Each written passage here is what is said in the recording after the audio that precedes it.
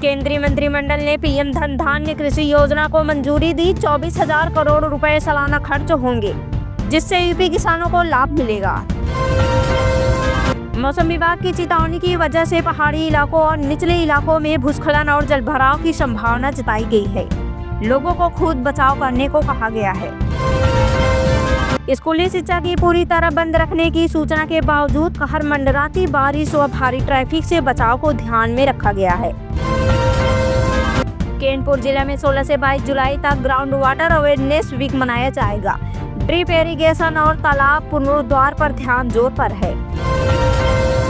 UP सरकार ने zero poverty अभियान शुरू किया। गांधी जयंती तक कुछ परिवारों को गरीबी से ऊपर उठाने का लक्ष्य है।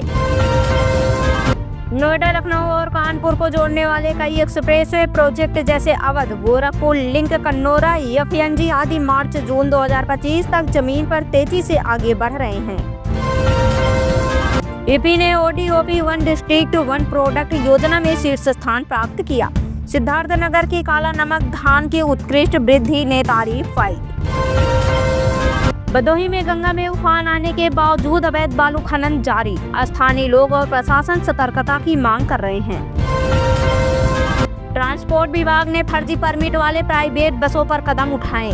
3 जिलों में FIR दर्ज की गई। STF को जांच सौंपी गई है। यूपी STF ने कानपुर में एक बड़े गिरोह को पकड़ा। 76 किलोग्राम गांजा जब्त। गिरोह का नेटवर्क महाराष्ट्र तक फैला था। मेरठ के 4 अपराधियों ने गैंगस्टर लॉरेंस बिश्नोई के नाम पर बेंगलुरु के व्यवसायी से 1 करोड़ रुपए फिरौती मांगने की कोशिश की। सभी गिरफ्तार हैं। हरदोई के एक निजी चाइल्ड हॉस्पिटल में शॉर्ट सर्किट से आग लग गई। 2 दर्जन से ज्यादा बच्चे सुरक्षित निकाले गए। बंदायूं में शिकायत न सुनने से तंग आकर एक महिला ने SSP कार्यालय के बाहर जहर खा लिया। आरोपी ससुराल वालों पर कार्रवाई जारी है। गाजियाबाद में एक ट्रक ड्राइवर ने कांवड़ यात्रियों की राह रोकने वाले पुलिसकर्मी की वर्दी फाड़ दी। उसे गिरफ्तार कर लिया गया है। मेरठ और मुजफ्फरनगर सहित कई जिलों में कांवड़ यात्रा के कारण 16 से 23 जुलाई तक स्कूल कॉलेज बंद रहेंगे। यह कदम यातायात और सुरक्षा को ध्यान में रखकर लिया गया है। दिल्ली NCR की तरह यूपी के कई इलाकों में मौसम का दौर चल रहा है। साथ ही बारिश और तेज हवाओं की चेतावनी भी जारी है। यूपी का मौसम पूर्वांचल के अगले 48 घंटों के लिए ऑरेंज अलर्ट जारी किया गया है। 21 जुलाई तक बहुत भारी बारिश की आशंका है। प्रशासन सतर्क है।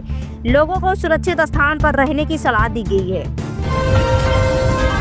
जम्मू कश्मीर के राज्य दर्जा मामला उठाते हुए मल्लिकार्जुन खड़गे और राहुल गांधी ने PM मोदी को पत्र लिखा। संसद मानसून सत्र से पहले लोकल चर्चा का हिस्सा बना। भारत US व्यापार तनाव, पाकिस्तान की बातचीत की पेशकश। भारत में बिजली और ऊर्जा जैसी विषयों पर भी यूपी से जुड़े राष्ट्रीय मुद्दे उठे हैं। केंद्र में व्यापक चर्चा बनी हुई है। कानपुर में ऑनलाइन ठगी गिरोह का पर्दाफाश। साइबर क्राइम सेल ने कानपुर में एक ऑनलाइन ठगी गिरोह का खुलासा किया है। ये लोग लोगों को बैंक अधिकारी बनकर कॉल कर धोखाधड़ी करते हैं। गिरोह के 4 सदस्य गिरफ्तार किए गए हैं। अयोध्या में पर्यटन स्थल को बढ़ावा देने की योजना। अयोध्या प्रशासन ने राम मंदिर क्षेत्र के पास नया पर्यटन सूचना केंद्र खोलने की योजना बनाई है। इससे श्रद्धालुओं को सुविधाएं मिलेंगी और स्थानीय रोजगार को भी बढ़ावा मिलेगा। योजना पर अगस्त से काम शुरू होगा। वाराणसी में गंगा घाटों की सफाई तेज। श्रावण माह के मद्देनजर वाराणसी में गंगा घाटों की विशेष सफाई अभियान चलाया जा रहा है। नगर निगम और स्वयंसेवी संस्थाएं इसमें सहयोग कर रही है। श्रद्धालुओं की भारी भीड़ को देखते हुए सुरक्षा भी बढ़ाई गई।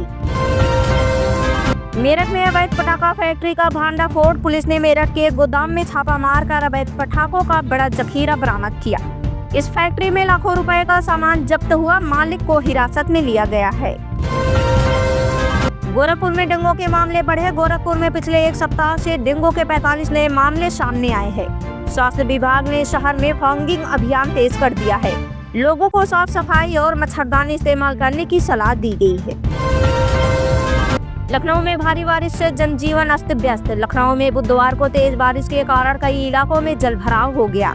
स्कूलों की छुट्टी घोषित की गई और ट्रैफिक पर भी असर पड़ा। नगर निगम की टीमें राहत कार्य में जुटी है।